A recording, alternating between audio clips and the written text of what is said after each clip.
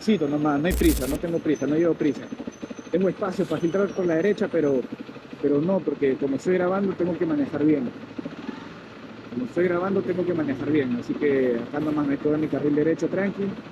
Si la cámara estuviera apagada, me meto por ahí, en una, suavecito y en una por ahí.